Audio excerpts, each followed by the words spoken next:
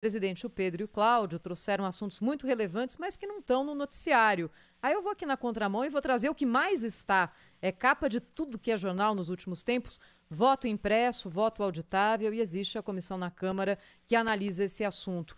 Quais são os próximos passos do andamento desse tema tão quente nesse momento aqui no Congresso Nacional? O Cláudio Humberto ontem observava muito bem, presidente. Esse é um assunto do Congresso. Nós temos tido observações do Judiciário e do Executivo muito fortes a respeito disso, mas a bola está na mão do Congresso como deve ser. Qual é a situação desse projeto nesse momento? E queria saber também a sua posição pessoal sobre a possibilidade do Brasil retomar algum tipo de impressão do voto na eleição do ano que vem. Olha, Thaís, essa questão ela é muito mal colocada. Não é? O debate, ele, como eu disse, está muito polarizado, muito quente. Nós temos trabalhado efetivamente em todos os momentos para colocar água nessa fervura. Você colocou muito bem, esse problema é um problema do Legislativo. Ele terá solução ou não no Legislativo. O Legislativo já votou uma PEC em 2015 e a Câmara aprovou o voto auditável, ou voto impresso, ou uma auditagem na urna eletrônica desde 2015. Essa PEC está no Senado Federal. Eu só não me lembro aqui de cabeça o número, mas posso durante o dia pegar e fornecer a vocês. E o Senado Federal, até hoje, de 2015 a 2021, não se pronunciou se quer votar ou não essa PEC. Portanto, ela não teve a urgência que a Câmara deu no Senado Federal. Agora essa discussão volta de novo na Câmara. E eu tenho dito em todos os meus pronunciamentos, eu tenho 8 eleições disputadas e vencidas durante a minha vida em Alagoas, de vereador da capital, a deputado estadual e deputado federal. Nesse sistema foram 6 eleições. Eu não tenho nenhum fato relevante que eu possa falar que houve fraude nas urnas eletrônicas. Eu não posso desconfiar de um sistema que eu fui eleito. Mas a discussão é, se não há falha, se não há problema, por que nós ficarmos discutindo essa versão? Por que essa versão cresce? O Brasil é feito com problemas de versões, é isso que a gente tenta combater. Então, na minha visão, também se não há problema, não há por que nós não chegarmos numa situação de termos uma auditagem, seja lá de que maneira for, de forma mais transparente, para que não se tenha uma eleição, independente de quem seja eleito, contestada. Vários partidos estavam nessa direção, até que houve uma mudança de rumo. Mas mudanças de rumo são normais dentro do Legislativo. Nós temos que ter a paciência e esperar que as casas legislativas se pronunciem.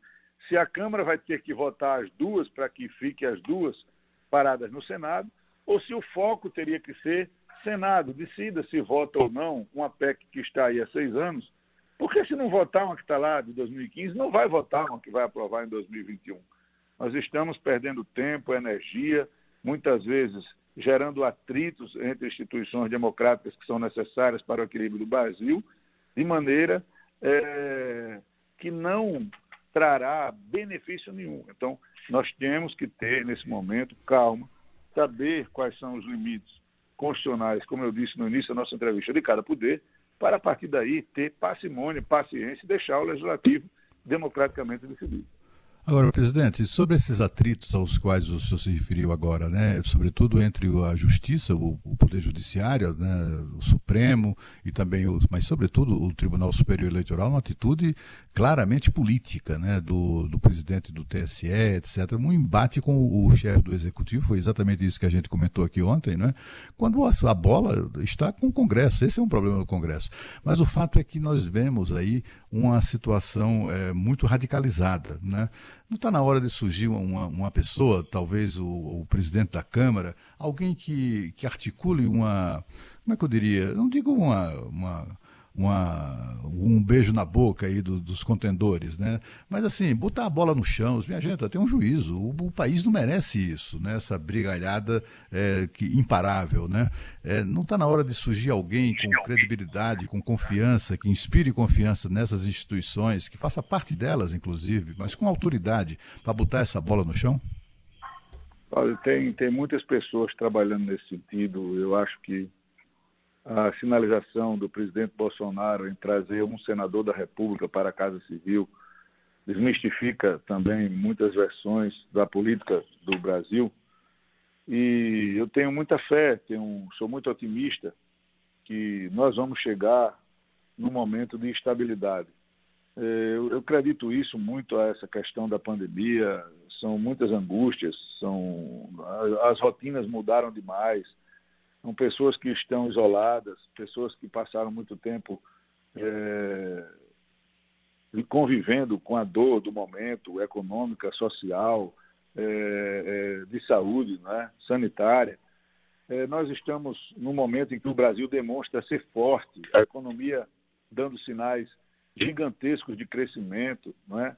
Uma relutância muito grande em não se deitar a economia brasileira, e nós vamos terminar o ano com um crescimento aí beirando os 6%, né? Com o emprego formal voltando a crescer, com as reformas andando no Congresso, com uma visão muito acurada para a proteção dos que estão fora da proteção social, abaixo da linha da pobreza, num cadastro único, e muitos deles ainda excluídos do cadastro único. Então, eu tenho muita fé, muito otimismo, que esses ânimos irão aplainar, que o Legislativo deverá se impor com relação às suas atribuições, deverá decidir o que quer ou o que não quer com relação às eleições, porque as eleições são pertinentes ao Legislativo e ao Executivo com relação ao pleito majoritário e ao Legislativo com relação ao pleito proporcional na Câmara e majoritário no Senado. Não são pertinentes a outros poderes, e aí a gente vai ter, eu não tenho dúvida disso, com muita paciência, com muito diálogo, com muita resiliência, um final que eu espero que seja o que todo o Brasil espera, que é um país que tem tudo para dar certo e que nós temos que acalmar, pôr água nessa fervura, e tem sido trabalho não de um, nem de dois, mas tem sido trabalho de muitos, não é? Nessas articulações, para que a polarização ela diminua, deixe de existir neste momento, porque nós estamos ainda numa janela do ano de pré-eleição. Nós temos muito a fazer ainda no ano de 21.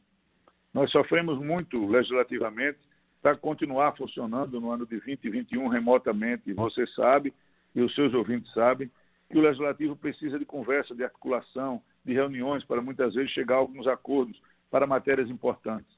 Nós fizemos isso em 2 anos de maneira virtual, mas de maneira muito obstinada, com muita força de não deixar nenhum setor desatendido na época da pandemia e no pós-pandemia. Então, nós estamos preparando o país para as reformas, para uma visão mais ampla com relação à reforma administrativa, à reforma tributária, à reforma política, e esse clima de animosidade não faz bem, não traz nada de produtivo, e tem muitas pessoas, Cláudio, trabalhando para que isso tenha fim.